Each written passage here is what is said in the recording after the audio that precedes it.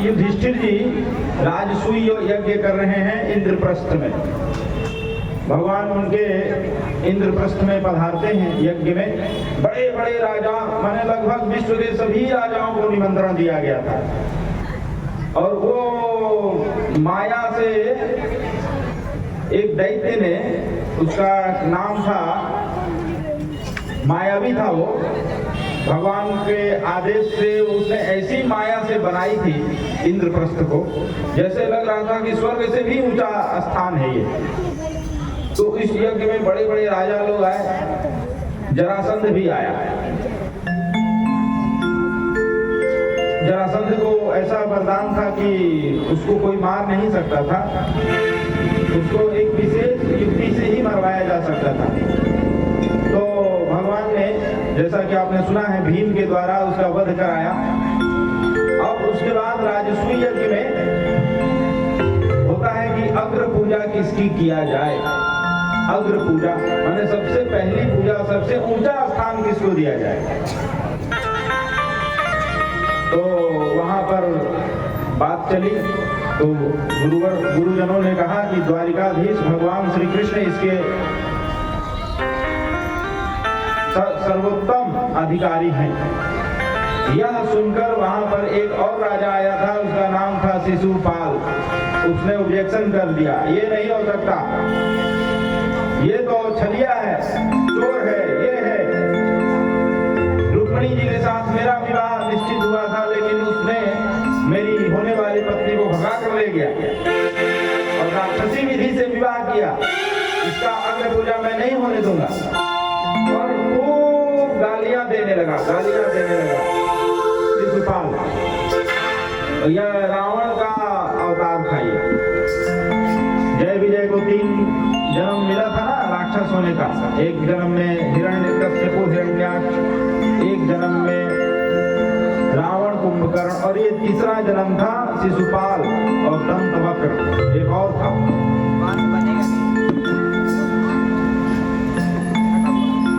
तो भगवान की बुआ का ही वो पुत्र था शिशुपाल।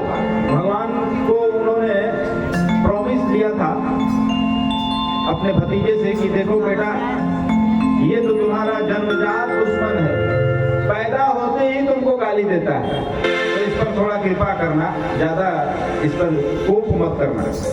तो उन्होंने कहा माता मैं तुमको प्रॉमिस देता हूँ, इसकी 90, 99, 100 गाली तक मैं इसको कुछ नहीं बोलूंगा। 100 गाली तक इसको मैं क्षमा कर दूंगा, उसके बाद मैं इसका उद्धार कर दूंगा। तो माता ने कहा कि ठीक है। अब 100 गाली तो कोई किसी को लगातार देता नहीं है, लेकिन इसने इतना अभ्यास किया था भगवान को गाली देने के लिए, तो रहा नहीं गया और गाली देता रह गया। चोर है, बदमाश है, रणछोड़ है, राक्षसी विधि से कन्याओं का हरण करता है। इस प्रकार गाली देते देते भगवान गिनते रहे 80, 90, 97, 98, 99, 100। अब इसका मतलब ये नहीं कि हमें ये आजादी हो कि हम कुछ भी बोलते रहें। ये दलील देकर कि अभिव्यक्ति की आजादी सबको होनी चाहिए, अभिव्यक्ति की आजादी होनी चाहिए, लेकिन उसकी भी एक सीमा है। सीमा को क्रॉस करने पर तो दंड मिलना ही चाहिए। भगवान ने तुरंत चक्र सुदर्शन को आज्ञा दी और तत्काल शिशुपाल का गर्दन धड़ से अलग। अब वहां राजसूय यज्ञ संपन्न हुआ। भगवान ने अग्र पूजा युधिष्ठिर का राजसूय यज्ञ संपन्न कराया। उसके बाद भगवान अपने द्वारिका में पधारे। वहां अपने सगे संबंधियों के साथ खूब हर्षोल्लास के साथ जीवन यापन कर रहे हैं। नारद जी को एक दिन इच्छा हुई कि देखें भगवान कैसे 16,108 स्त्रियों के साथ रहते हैं। किसी किसी को 1-2 है, उसी में परेशान है, कैसे भगवान 16,000। भगवान के इस लीला को देखने के लिए नारद जी द्वारिका गए। वे देखकर अचंभित रह गए। भगवान का एक काय व्यूह शरीर होता है, काय व्यूह, उसे वो अनंत रूप धारण कर सकते हैं। अनंत रूप रूपाय विष्णवे प्रभ विष्णवे, ऐसा नहीं कि भगवान की 16,108 ही स्त्रियां हैं, अनंत स्त्रियां हैं। अभी भी हम लोग भी भगवान की स्त्री बन सकते हैं माधुर्य भाव से उपासना करके। अभी भी संत लोग वृंदावन में भगवान से माधुर्य भाव की उपासना करते हैं, इस कामना से कि आप मेरे पति के रूप में हम आपको वर्ण करना चाहते हैं, माधुर्य भाव से। तो अनंत जीव है, अनंत उनकी प्रेयसी हो गई। तो नारद जी ने देखा भगवान रुक्मिणी जी के भी महल में हैं, उनके साथ भी वार्तालाप कर रहे हैं, विहार कर रहे हैं। भगवान सत्यभामा जी के साथ भी हैं उसी समय मित्रवृंदा जी के पास हैं, कहीं भोजन कर रहे हैं, कहीं बालकों के साथ हंसी मजाक कर रहे हैं, जैसे ये गृहस्थी लोग हम लोग करते हैं। कहीं स्नान कर रहे हैं, कहीं भगवान शिव का पूजन कर रहे हैं, कहीं गोदान कर रहे हैं। नारद जी देखकर समझ गए ये तो भगवान ही है, इनके पास तो अनंत सामर्थ्य है, 16,000 के अनंत रूप बना सकते हैं। इस प्रकार भगवान लीलाएं कर रही हैं। एक बार भगवान के जो बालक लोग थे, प्रद्युम्न, अनिरुद्ध, ये सब खेल में चले गए कुछ दूर, तो एक कुएं में उन्होंने देखा कि एक बड़ा विशाल गिरगिट पड़ा हुआ है।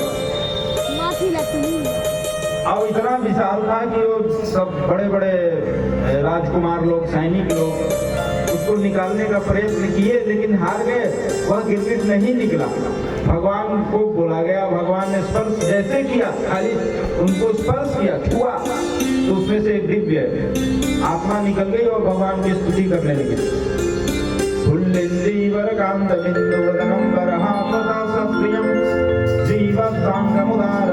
भद्रम पीतांबरम सुंदरम गोपीनां नैलोत्पलार्चिततनुं गोगोपसंहाभृतं गोविंदं कलवेणुवादन परम दिव्यांगभूषं भजे। हे श्री कृष्ण, आपने मेरा उद्धार कर दिया।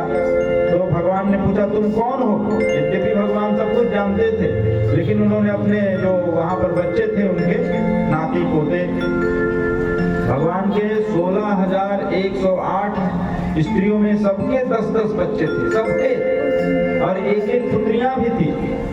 तो इस प्रकार से भगवान का परिवार बढ़ते बढ़ते करोड़ों में पहुंच गया, एक नगर ही बस गई। 56 करोड़ यादवों की संख्या थी उस समय, 56 करोड़।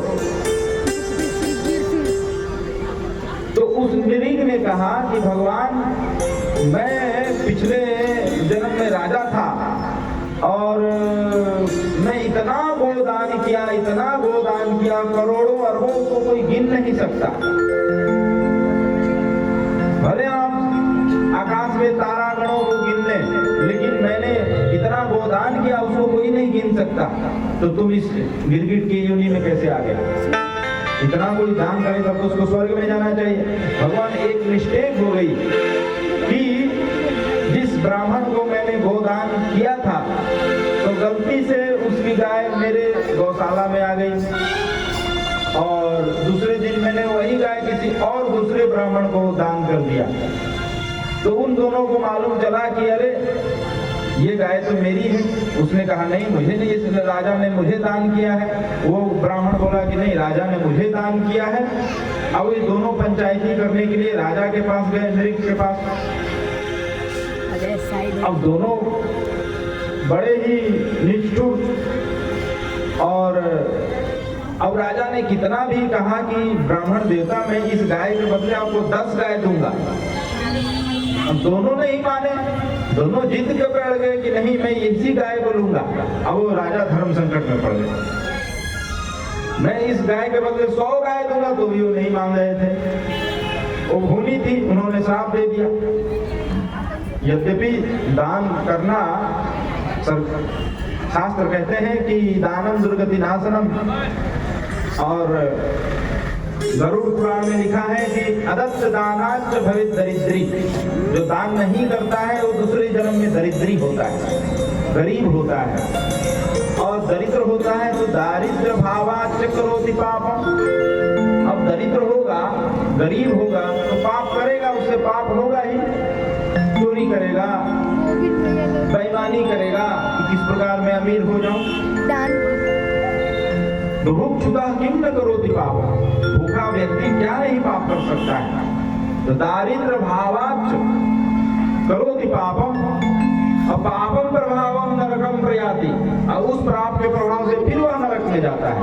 और पुनर्दरिद्री पुनरेव पापी, ये माने एक लिंक हो जाता है। और फिर जब नरक से आता है तो फिर दरिद्री बनता है, फिर पाप करता है और फिर नरक में जाता है, फिर आगे दरिद्री बनता है। और दान, अब गरीब आदमी क्या दान करेगा, उसको तो अपने पेट से फुर्सत नहीं होगी।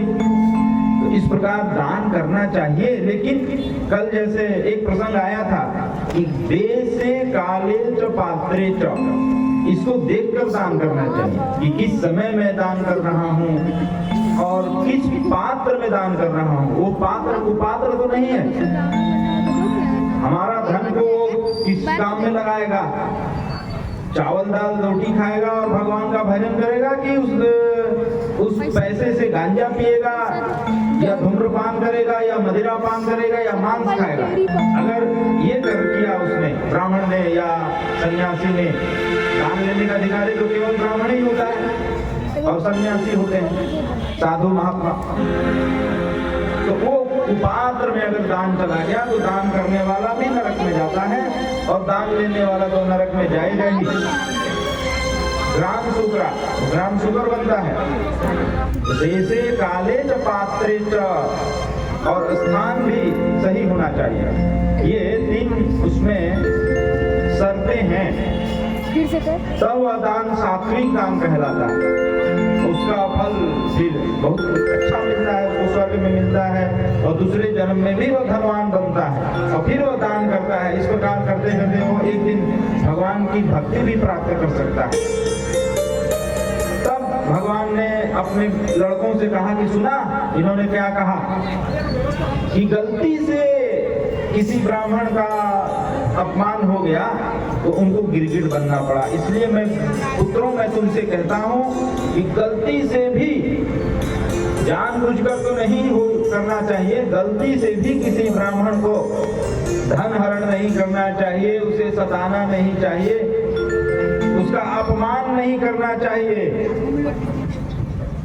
नहीं तो ब्राह्मणों के पास या स्त्रियों के पास छिपी हुई शक्ति होती है भगवान की, तो इनका अपमान ना हो पाए, ये ध्यान रखना। भले तुम सम्मान मत करो, उनको 1 रुपया मत दो, उनको अपने घर में बुला के मत खिलाओ, तुम्हारा सामर्थ्य नहीं है या उनके प्रति श्रद्धा नहीं है तो न्यूट्रल रहो, उनका अपमान ना होने पाए। भले सम्मान ना हो लेकिन अपमान तो बिल्कुल भी ना हो।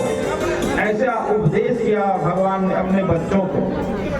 नहीं तो यहाँ लिखा है कि भगवान का चक्र सुदर्शन से भी डेंजरस, शंकर जी के त्रिशूल से भी डेंजरस, और ब्रह्मा जी के ब्रह्मास्त्र से भी डेंजरस भगवान ब्राह्मणों की वाणी होती है। व्यर्थ न हो ही देव ऋषि वाणी।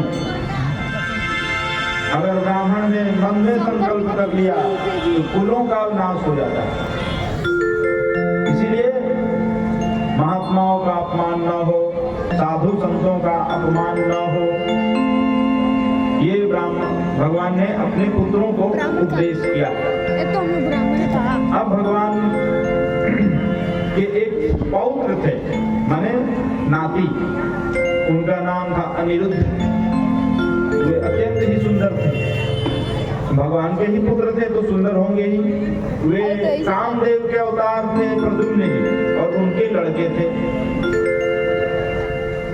और एक बाणासुर था अन्य जगह, उसकी लड़की थी उषा, उषा नाम था उसका। उसने स्वप्न में देखा एक बड़ा सुंदर राजकुमार, स्वप्न में देखा कि मेरा आलिंगन कर रहा है, मेरा चुंबन कर रहा है, रति क्रीड़ा स्वप्न में। तो सुबह होते ही उसने अपनी सहेली को बोला, उसकी नाम था चित्रलेखा। वो बहुत बड़ी योगिनी थी, सिद्धा योगिनी। उसने कहा सखी, मैंने रात में एक ऐसे सुंदर राजकुमार को देखा, इतना सुंदर कि मैं अब उसको पाना चाहती हूँ। ऐसा भी कोई सुंदर हो सकता है? भगवान के पुत्र तो भगवान के ही समान सुंदर होंगे। अधरम मधुरम वदनम मधुरम।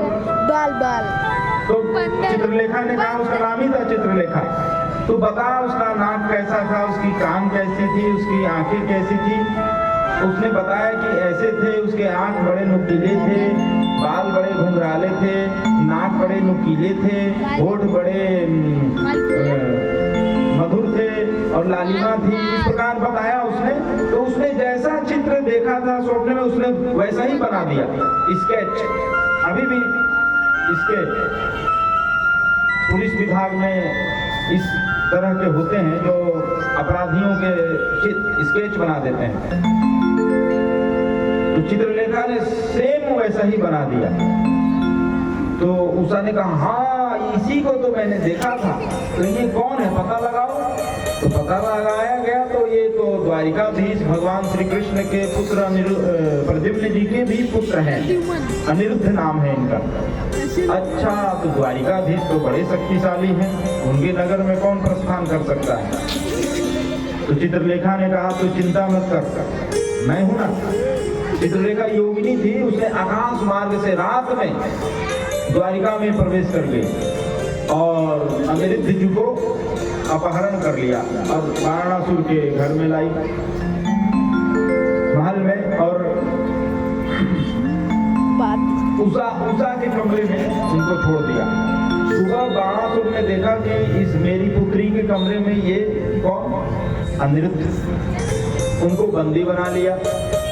अब भगवान को पता लगा तो दोनों में युद्ध हुआ। भगवान ने बाणासुर के 1000 हाथ थे, 1000। भगवान शंकर का बहुत बड़ा भक्त था उसको उसके जोड़ का कोई योद्धा नहीं मिल रहा था। उसने अंत में कहा कि मैं किससे लड़ूं। भगवान शंकर स्वयं उसकी नगरी की रखवाली करते थे। तो भगवान श्री कृष्ण ही जिसके विरोध हो जाए तो उसकी रक्षा कौन कर सकता है। बिंधन ईंधन पाइए, सागर जरे सागर जुरे न नीर, परे उपास्य कुबेर घर, जोर विपक्ष रघुवीर। अगर भगवान ही जिसके विपक्ष में हो गए तो विंध्याचल पर्वत पर लकड़ी नहीं मिलेगा आपको खाना बनाने के लिए, जो इतना घना जंगल है। सागर के पास पानी नहीं मिलेगा, और परे उपास्य कुबेर घर, जो विपक्ष रघुवीर। कुबेर के घर में भी उपास्य पड़ जाए, खाना नहीं मिलेगा, तो हमारी क्या हस्ती। तो भगवान के विपक्ष अगर हो गए तो, और भगवान सहायक हो गए तो फिर कोई भी विरोध करता रहे, सारा संसार आपके विरोध हो जाए, आपका बाल विवाह नहीं कर सकता। तो और किसी के चक्कर में नहीं पड़ना कि ये हमारा काम बना देंगे, ये हमारा काम बना देंगे, ये देवी देवता, वो देवी देवता। आप सुप्रीम पावर के चरणों को पकड़िए। ना नवग्रह आपको कुछ बिगाड़ सकते हैं, ना नक्षत्र आपका कुछ बिगाड़ सकते हैं, ना डाकिनी साकिनी भूत प्रेत, कुछ नहीं। आप लोग जो पूछते रहते हैं पंडित जी, ये ग्रह वो ग्रह, ये परेशानी वो परेशानी, केवल एक श्री कृष्ण को मन में हृदय में धारण कीजिए, उनका नाम जप कीजिए, हरे राम या राधे राधे या श्री राम जय राम, नाम जप शुरू कर दीजिए। उसके बाद सब जो उनके लक्ष्य हैं सब आपके अनुकूल हो जाएंगे। हेलो, राधे राधे। जैसा कि जानते हैं आज कथा का लास्ट दिन है, तो आप सभी से अनुरोध है कि आज हमारे पंडित जी को अच्छे से विदाई कीजिए। अपने तरफ से जितना हो सके दान कीजिए, इनको कीजिए, और ये आर्टिस्ट लोग हैं इनको भी अपने तरफ से जो कुछ हो सके दान कीजिए, ताकि आपको बार बार बता रहे हैं कि ये हम लोग अपने तरफ से ही ऑर्गेनाइज किए हैं, इसके लिए कोई स्पॉन्सर नहीं है हम लोग का। तो आप ही के माध्यम से ये कथा चल रहा है। आप लोग इतना बढ़ चढ़ के दान कीजिएगा, भविष्य में हम लोग और भी इसको अच्छे से करने का पूरा कोशिश करेंगे। और आप लोग को एक फॉर्म दिया गया था, बहुत माताओं बहनों ने उसको भर के फुलेश्वरी जी को दे दिया था। आज भी जिनको फॉर्म नहीं मिला है वही फॉर्म लीजिएगा। अभी आप लोग वहीं बैठे रहिएगा, हाथ ऊपर कीजिएगा, वो कुछ देर में आपको दे देंगे फॉर्म। वो फॉर्म भर कर कल अगर हो सके तो आके मंदिर में जरूर दे दीजिए, पुजारी जी को दे दीजिए, पुजारी जी को दे दीजिएगा, हम लोग उनसे कलेक्ट कर लेंगे। उसमें अपना फ़ोन नंबर, व्हाट्सअप नंबर दे दीजिएगा, ताकि हम लोग का यहाँ नाम संकीर्तन चलता है प्रत्येक संडे को गोलमुरी आकाशदीप प्लाजा के पीछे शिव मंदिर में, तो उसमें आप लोग भाग ले सकते हैं। एक यूनिट हमारा वहाँ चलता है शाम को 5 बजे से 5:30 बजे से प्रत्येक रविवार को। तो उसमें नाम संकीर्तन यज्ञ होता है और भगवान की लीलाओं की चर्चा होती है। तो जो लोग भर चुके हैं अपना व्हाट्सअप नंबर दे दिए हैं, नाम, और जो तो ठीक है, जो लोग नहीं भरे हैं वो अभी भर के कल दे देंगे। और आगे की कार्यक्रमों के बारे में, और पंडित जी के द्वारा किसी को भी राम कथा, भागवत कथा, कोई भी कथा करवाना हो तो अगर आपको भविष्य में इनसे कोई भी तरह का कथा कराना हो तो अभी आप लोग भागवत कथा का सुमिरन करें। राधे राधे। धर्म प्रेमियों, माताओं, भाई बहनों, अपार हर्ष के साथ सूचित किया जाता है, कथा तो विश्राम ही होती है। तो आज विश्राम दिवस है कथा का, और जिन भक्त को जो भी देना है व्यास जी को धीरे धीरे आकर के एक एक आदमी हरी भैया को ही देंगे। जो भी किसी को अगर देने की इच्छा हो डोनेशन में काउंटर पर। बिहारी लाल की, बांके बिहारी सरकार की, श्री बांके बिहारी की देख छटा, देख छटा, अरे मेरो मन है गयो लटा कटा।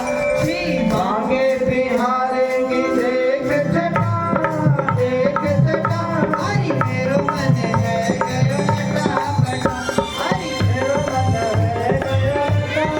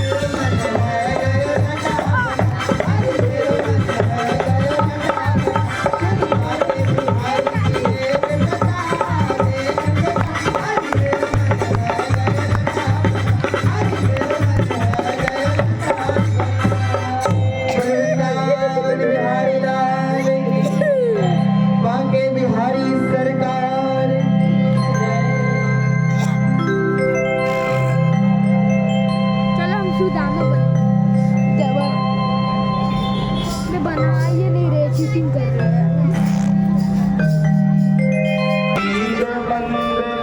कन्या पे बलिहार प्यारे जो बलिहार प्यारे जो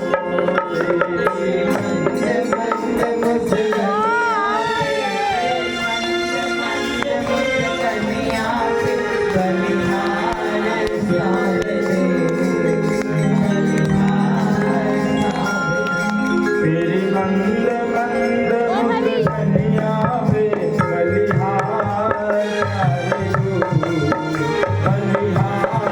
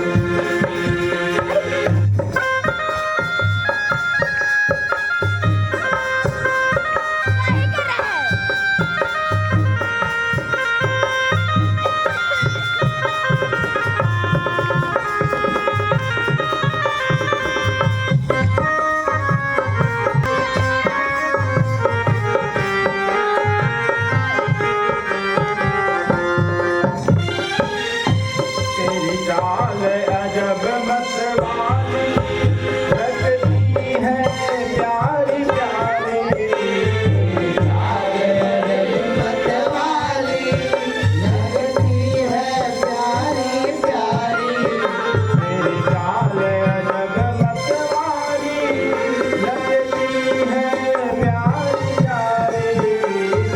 चाल अजब मतवाली लगती है प्यारी प्यारी ओ तेरे पास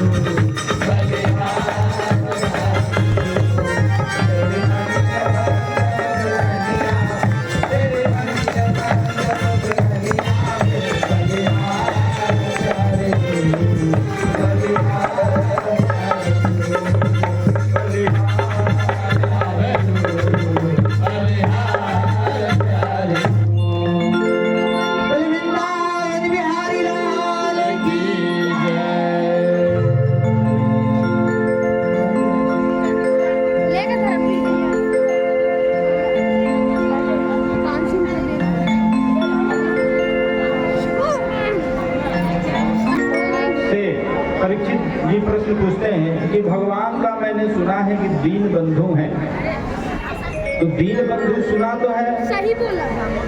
तो उसका कोई भगवान का कोई उदाहरण बताइए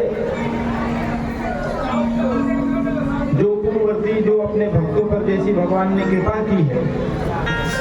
कौन से ऐसे दीन थे जिनके भगवान दीन बंधु बने? पतित पावन, आपने पतित पावन की कथा तो सुनाई, अजामिल के जैसे पतित का उद्धार किया, गजग्राम का उद्धार किया, और दीन बंधु वाली कथा अभी तक नहीं सुनाई। तो सुखदेव जी अब दीन बंधु एक सुदामा दीन ब्राह्मण की कथा प्रारंभ करते हैं और कहते हैं कि गुजरात क्षेत्र में एक बहुत ही विद्वान ब्राह्मण और सदाचारी, केवल विद्वान नहीं, विद्वता अलग बात है और उस विद्वता के अपने आचरण में उतारना ये अलग बात है। सुदामा जी विद्वान होने के साथ साथ सदाचारी भी थे और परम भगवत भक्त थे। उनकी पत्नी थी सुशीला। अब सुदामा जी इतने निर्धन थे, गरीब थे कि भिक्षा मांगकर अपने परिवार का भरण पोषण करते थे। एक दिन उनके घर में कोई महात्मा आ गए कुछ मांगने के लिए। सुदामा जी कहीं गए हुए थे, तो उनकी पत्नी थी केवल, तो संयोग से उस दिन कुछ भी नहीं था। उन्होंने उन महात्मा को कह दिया कि हमारे यहाँ तो कुछ भी नहीं है, तो हम लोग खाली पेट हैं, हमारे बच्चे भी भूख से तड़प रहे हैं, रो रहे हैं, देख ही रहे हैं आप। तो महात्मा ने कहा, तुम्हारे पति सुदामा जी की यारी तुमको मालूम नहीं है किससे है? द्वारिका नरेश भगवान श्री कृष्ण से है। तो बोला अच्छा ऐसी बात है। कभी भी सुदामा जी ने मुझसे ये नहीं बताया। सुदामा जी ऐसे अकिंचन थे जैसे हम लोग तो मान लीजिए किसी छोटे मोटे सांसद या विधायक के साथ फोटो खिंचा लेते हैं या सीएम से हाथ मिला लेते हैं तो उसको फेसबुक में वायरल कर देते हैं, देखो मेरे कितनी पहुंच है। और सुदामा जी ने आज तक अपनी पत्नी को नहीं बताया कि श्री कृष्ण मेरे मित्र हैं। और एक दिन सुदामा जी आए, अपनी पत्नी से कहा कि कुछ लाओ खाने के लिए, कुछ भी नहीं था। तो उनकी पत्नी ने कहा कि आपके मित्र भगवान श्री कृष्ण हैं, द्वारिकाधीश, द्वारिका के नरेश, तो उनके पास आप एक बार मिल के नहीं आते? उन्होंने कहा कि ये तुमको किसने बताया? तो उन्होंने कहा कि एक महात्मा आए थे, उन्होंने मुझसे कुछ मांगा, मैं उन्हें कुछ भी नहीं दे पाई, तो उन्होंने ये बताया, ये रहस्य उद्घाटन किया। बोले अच्छा, तो ऐसी बात है प्रिय, अगर हम किसी के भी घर जाते हैं, महात्मा के घर, ब्राह्मण के घर या किसी रिश्तेदार के घर ही जाते हैं, मंदिर में ही जाते हैं, तो खाली हाथ नहीं जाते, कुछ लेकर जाते हैं।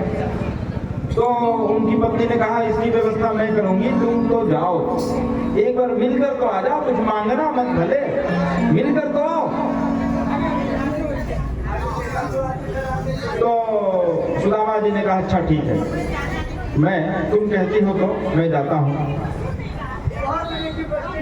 और वो उनकी पत्नी जो सुशीला थी अपने पड़ोसन से 4 घर गई और 4 मुट्ठी चावल चूड़ा मांग कर लाई और एक फटे पुराने कपड़े में बांधकर सुदामा जी को दे दिया। और सुदामा जी भगवान नाम लेते हुए द्वारिका के लिए प्रस्थान करते हैं। कान्हा कान्हा रटते रटते धैले डगरिया, कान्हा कान्हा रटते रटते धैले डगरिया, हाथ में लोटा बगल में सोटा, तंडुल पे गाठरिया, कान्हा कान्हा रटते रटते धैले डगरिया, हाथ में लोटा बगल में सोटा, रटते रटते धैले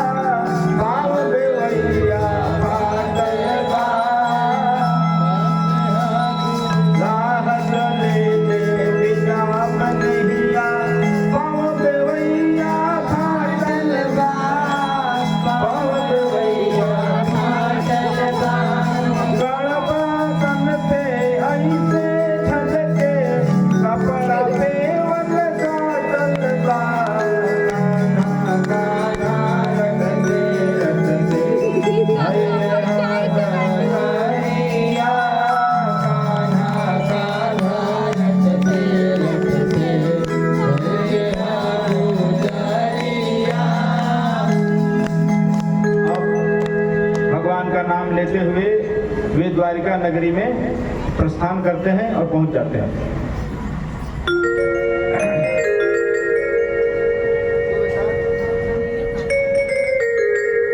आप लोग के पास सुदामा जी भी जाएंगे, आप लोग को जो कुछ देना होगा उनको सुदामा जी को आप लूट दीजिएगा। अब सुदामा जी धीरे धीरे सबके पास जाएंगे, आप लोग बैठे रहिए और थोड़ा सा जगह दीजिए, भजन का आनंद भी लेते रहिए और आप लोग के पास सुदामा जी धीरे धीरे लेते जाइए, सबको दीजिए। ये भगवान सुदामा जी कृष्ण जी के पास जा रहे हैं।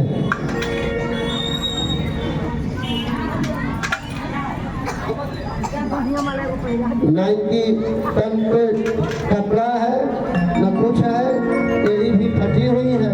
सुदामा जी धीरे धीरे जा रहे हैं, सबके पास जाएंगे, सबको सहयोग दीजिए और ये आप लोग सहयोग कीजिएगा, वही हम लोग का सहयोग होगा।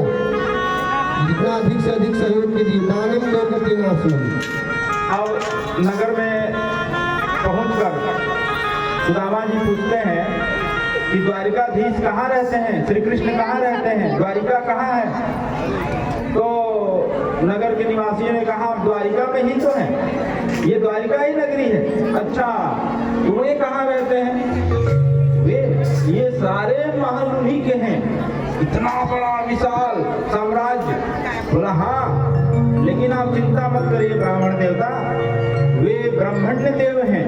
वे ब्राह्मणों का ऐसे ही सत्कार करते हैं कि 24 घंटे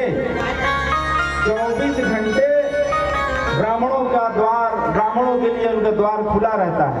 और वे द्वारपालों के पास पहुंच के कहते हैं, शीश पगा न धगा तन में प्रभु, जाने को आही बसों के ही दामा। धोती फटी सलटी दुपटी अरु, पाय उपान की नहीं श्यामा। द्वार करो तिज दुर्बल के, रहो चकिसो वसुधा अभिरामा।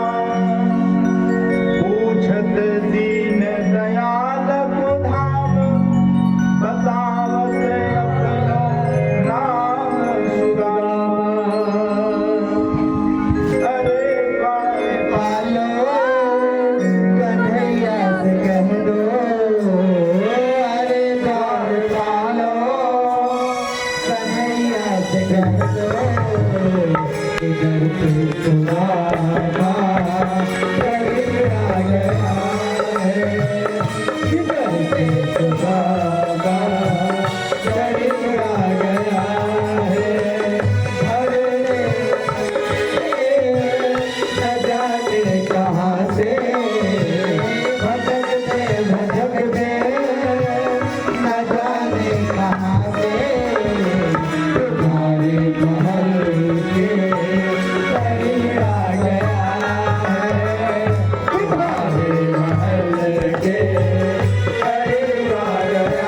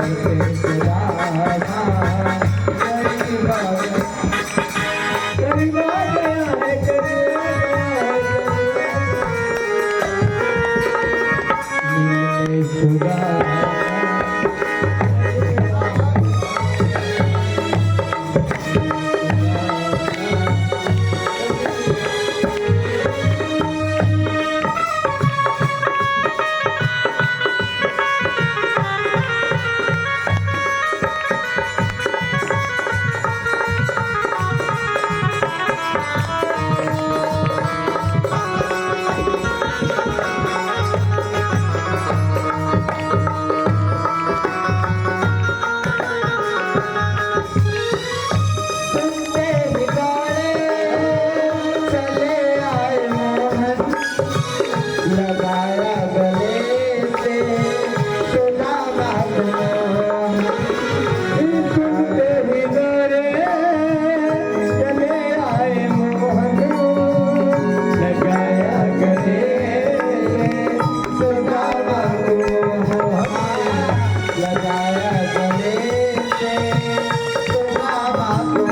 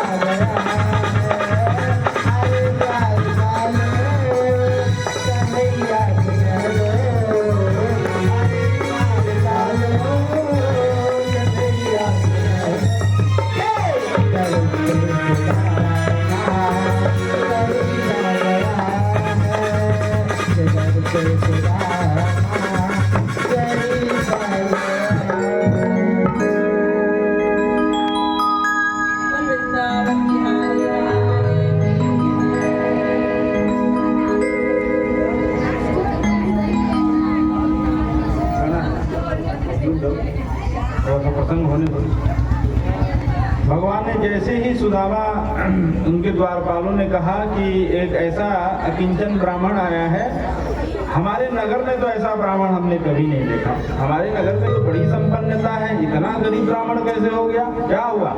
उसके सर पर ना पगड़ी है, ना तन पे वस्त्र है, और जो वस्त्र है भी वो सभी जगह से फटे हुए हैं, और पाँव में चप्पल भी नहीं है, जूते भी नहीं है, ये बहुत गरीबी अवस्था में है, नरकंकाल।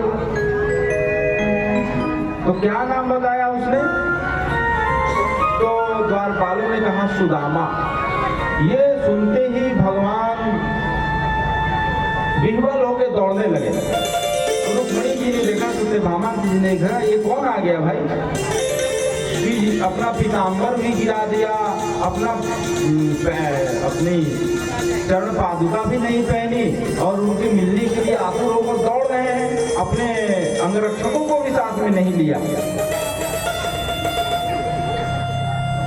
अब सुदामा जी को लेकर जब से मिलते हैं और दोनों एक दूसरे को आलिंगन करते हैं तो दोनों के नैनों से जल की अश्रुधारा बहने लगती है। बरसों के बिछड़े दो मीत आज सन्मुख हैं, नैनों में दर्शनों की याचना पवित्र है। मिलने की तलक भी है, मिलने में झिझक भी है, बालपन के साथियों की दशा कुछ विचित्र है।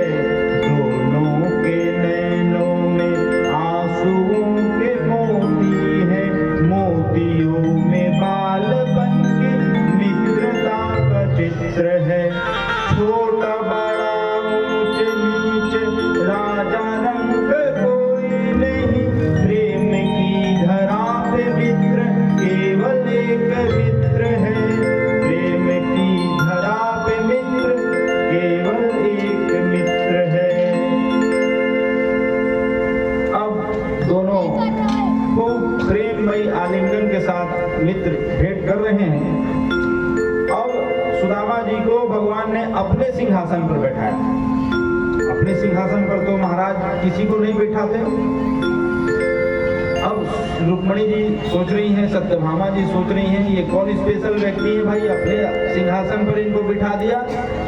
और इतना ही नहीं, उनसे कहा कि इनका पांव पखारना है। तो दास दासियों को बुलाए?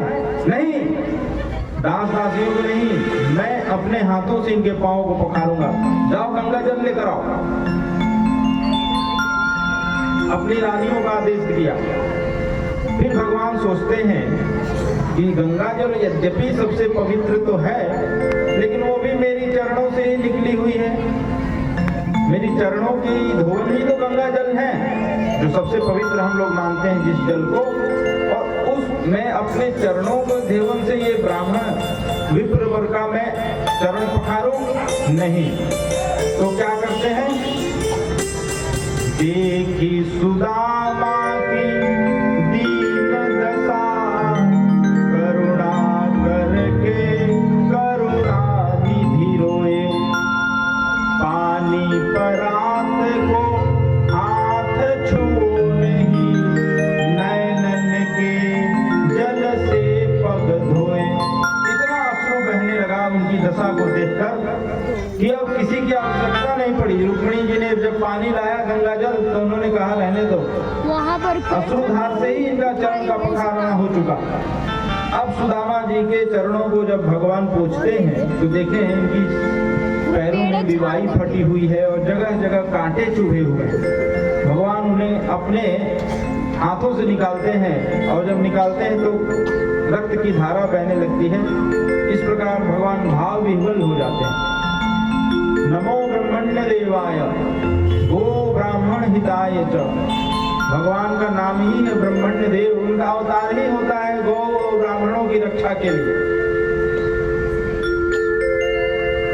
तो अब दोनों हास परिहास में दोनों अब बातें कर रहे हैं। और श्री कृष्ण, हाँ सुदामा, हम लोग ने तो सांदीपनी आश्रम में खूब मजे लिए, खूब हम लोगों ने पढ़ाई की और हम लोग दोनों साथ में जाते थे भिक्षाटन करने, याद है? अरे हाँ याद है। गुरु माता के लिए हम लोग अन्न लेकर आते थे, हमको बना के खिलाती थी। और हम लोग एक बार गए थे जंगल में तो बारिश होने लगी, हम लोग चने खाए थे, याद है? हाँ याद है। अब इस प्रकार के बचपन की आमोद प्रमोद नई बातें करने लगे। अब श्री कृष्ण से सुदामा पूछते हैं कि तुमने शादी कर ली? तो भगवान ने कहा हाँ कर ली। तो कितनी शादियां कर ली? कितनी? भगवान ने कहा कि अब तुम देख लो, अब जितने अभी तुमको आशीर्वाद लेने आएंगे सबको आशीर्वाद देते रहो, गिनते रहना। रुक्मणी जी आई, सौभाग्यवती भव, पुत्रवती भव, पति प्रिया भव। फिर सत्यभामा जी आई, सौभाग्यवती भव, पुत्रवती भव, पति प्रिया भव। फिर जामवंती जी आई, 3। अरे मित्र अभी बहुत है, अभी तुम आशीर्वाद देते रहो। 4 जामवंती जी, सत्या जी। अरे मित्र तुमने कितनी शादियां की हैं? सबको एक साथ बुला लिया। बोले अरे नगर को क्यों तुमने इकट्ठा कर लिया भाई? अपनी पत्नी को बुलाओ, केवल अपनी स्त्रियों को बुलाओ। तो भगवान ने मुस्कुराते हुए कहा ये सब हमारी ही पत्नियां हैं ब्राह्मण देव, सबको आशीर्वाद दीजिए। लाइन लगाकर सबको आशीर्वाद दिया। और सुदामा जी ने कहा विनोद में कि तुमने इतनी शादियां की और एक भी हमको निमंत्रण कार्ड नहीं भेजा। आधा दे। भगवान ने कहा कि पहले से निश्चित हो तब तो बोले, ये तो सब अचानक से हो गया।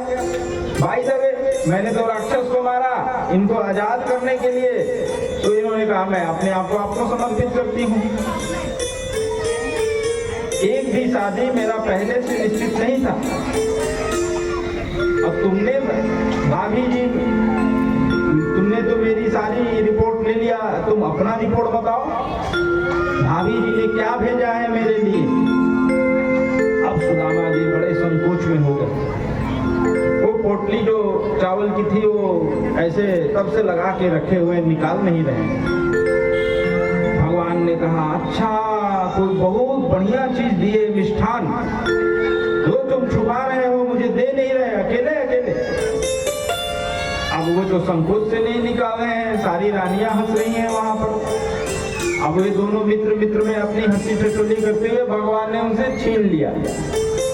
अरे सुदामा देखें, अरे इसमें चावल, अरे ये तो मेरा प्रिय भोजन है, चूड़ा। एक मुट्ठी खाई ले, दूसर मुट्ठी खाई ले, तीसरे में पूरा ब्रह्मांड हील घईले, रुक्मणी धईली कवरिया,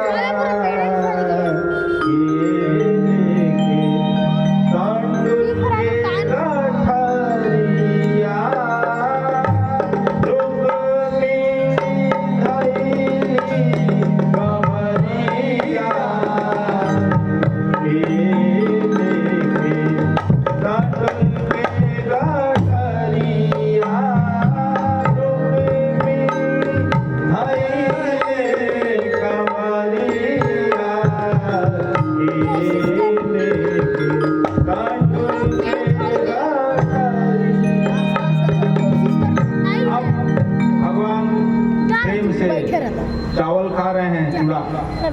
एक बार खाया, दूसरा बार खाया, तीसरा बार जब निवाला उठाया रुक्मणी जी ने रोक दिया। अरे महाराज क्या कर रहे हो? सब इन्हीं को दे देंगे तो अपने लिए क्या रखोगे? हमारा इतना बड़ा परिवार है, अपने लिए भी तो सोचो। भगवान ने अब पूछा कि भाभी ने तो इतना अच्छा सामान तो दिया, मेरे लिए कोई संदेश भी भेजा है? कुछ भेजा, बोला है कि अपने देवर को ये मेरी कुछ प्राइवेट बात? तो उन्होंने कहा हाँ भेजा तो है। क्या कहा है? तो सुदामा जी कहते हैं एक मास द्वय पाख में द्वय एकादशी होए, दीन दयाल ते नित प्रतिदिन ही मोए। वो कहती है कि भाभी ने कहा है कि महीने में 2 पक्ष होते हैं, कृष्ण पक्ष, शुक्ल पक्ष जिसको हम लोग अनहरिया अंजोरिया कहते हैं, और दोनों में एक एकादशी होती है। माने महीने में 2 एकादशी होती है। लेकिन हमारा जीवन में क्या भगवान की कृपा है। हमारे तो लगभग प्रतिदिन ही एकादशी है, कोई दिन ही द्वादशी रहती है, कोई ही दिन द्वादशी रहती है। यानी जिस दिन हम लोगों को कुछ मिलता है खाने का, वो तो महीने में कुछ ही दिन मिलता है।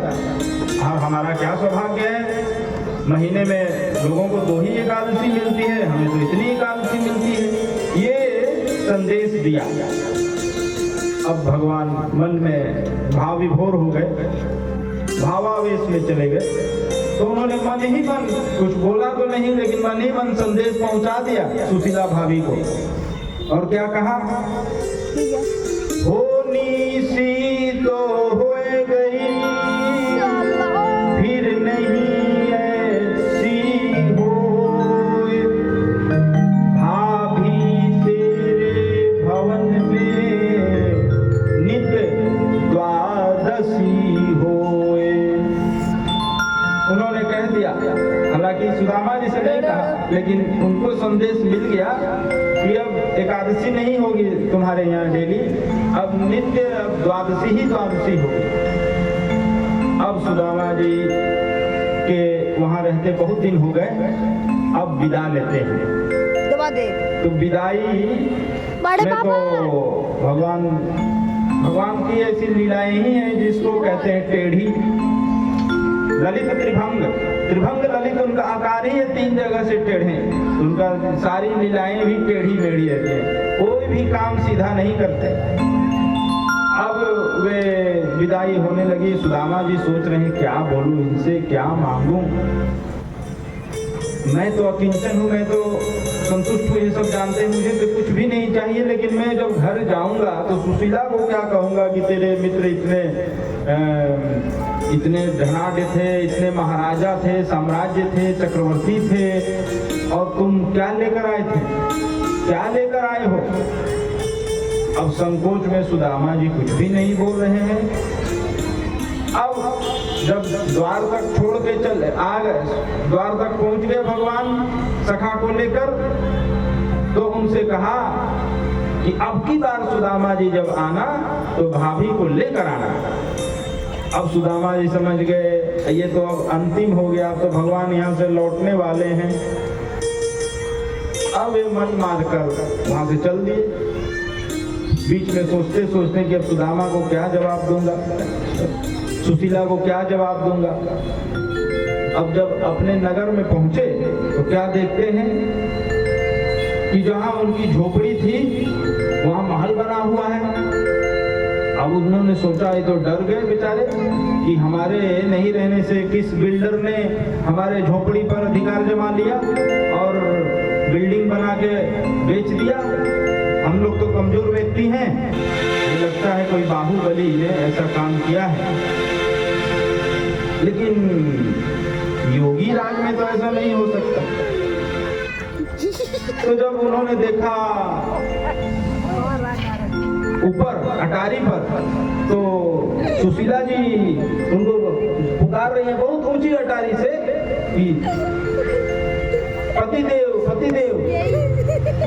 इनके पिताजी, पहले की स्त्रियां अपने पति का नाम लेकर नहीं पुकारती थी, कुछ बहाने से, संकेत से, अरे उसके पापा,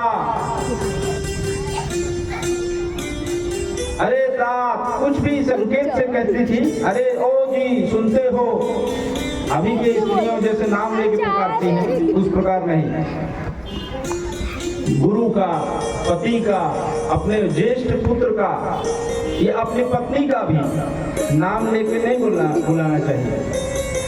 हाँ, अगर कहीं प्राइवेट में है कहीं तो बुला सकते हैं, लेकिन सबके सामने नहीं। अब सुदामा जी ने देखा, रे उसने मेरी स्त्री को भी हरण कर लिया। अरे अब उनकी पत्नी सुशीला ने कहा, जो नौकर चाकर थे उनको बोलो कि जाओ उनको आदर के सहित लेकर आओ सैनिकों से। तो वे लोग लेकर आए, सुदामा जी को बोले चलिए चलिए। उन्होंने कहा, अरे अब मुझे भी पकड़ के जेल में डालोगे क्या। दौड़ते दौड़ते उनके बच्चे आ गए, खूब सुंदर सुंदर कपड़े पहने। अरे ये भगवान श्री कृष्ण का चमत्कार है, हमारा ही नहीं हमारे पूरे बस्ती को उन्होंने महल बना दिया। छत के ऊपर से सुशीला प्यारी कहली की धान बाटे राउर यारी कहली की धान बाटे राउर यारी सतगे मगजे सुशीला प्यारी कहली की धान बाटे राउर यारी कहली की धान बाटे राउर यारी। इस प्रकार भगवान सुदामा जी को माला माल कर दिए। दीन बंधु दीनानाथ भगवान श्री कृष्ण द्वारिकाधीश की